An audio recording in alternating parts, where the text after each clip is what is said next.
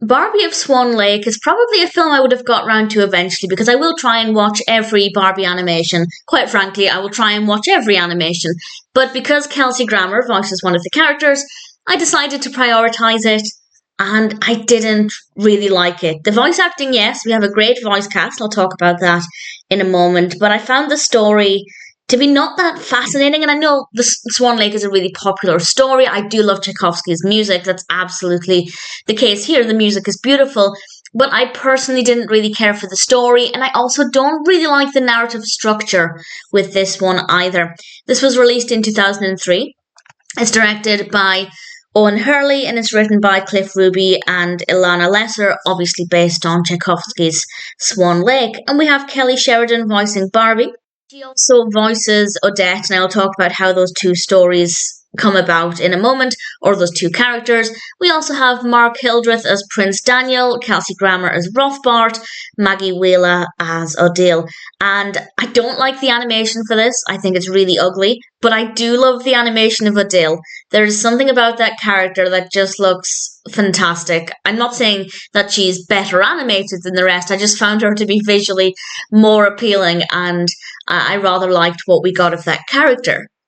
I won't go into a tremendous amount of detail about what happens in Swan Lake, but basically Rothbart, Kelsey Grammer's character, turns Odette into a swan, and through the help of some magic, she is able to have that partly reversed, but only some of the time.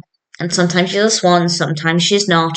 And we also have the involvement of the prince, of course. And it's a magical, sometimes romantic story with some gorgeous music. The music is absolutely stunning. If you've never seen Swan Lake, you definitely will have heard the music at the very least. And the music in this is absolutely brilliant. Unfortunately, that and the voice acting are the only two good things I liked about this. The story of Swan Lake, it doesn't really appeal to me very much as a narrative, so I was never going to love that part of it. I can appreciate the quality of the story, but it doesn't appeal to me personally. However, I don't think the overarching narrative was handled very well at all, because Barbie is actually... she's telling the story to Kelly, and she's telling the story of Swan Lake as Kelly is feeling nervous about camping, and we don't really cut back to that enough for it to be a solid part of the narrative structure. So whenever we do cut back to it, it just felt really jarring. It felt unnecessary. The overarching narrative is not intertwined as successfully as it could be with the Swan Lake aspect of it. So honestly, I feel like it would have been better if they just forewent the overarching narrative and just told the story of Swan Lake with the appearance of Barbie as Odette. And I don't think I would have liked it more necessarily, but I think it would have been a better idea, and I don't think they did a good job with the overarching narrative. Needless to say, this is not my favourite Barbie film. Voice cast, absolutely fantastic. The animation, not so much. The narrative structure isn't great, and while Swan Lake is not a bad story, it doesn't appeal to me personally. Do I recommend this? Yes, for 3 reasons.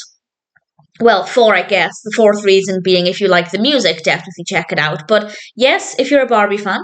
Yes, if you're a fan of any of the voice cast. And yes, if you do like the story of Swan Lake. It seems like a pretty decent telling, judging it as objectively as I can, but obviously it's not my kind of story, so that didn't appeal to me. If there's anything about this that might work well for you, then I would say sure, give it a go. You might like it more than I did, but personally, while I don't necessarily regret the time having watched it, I doubt I'd ever watch Barbie of Swan Lake again.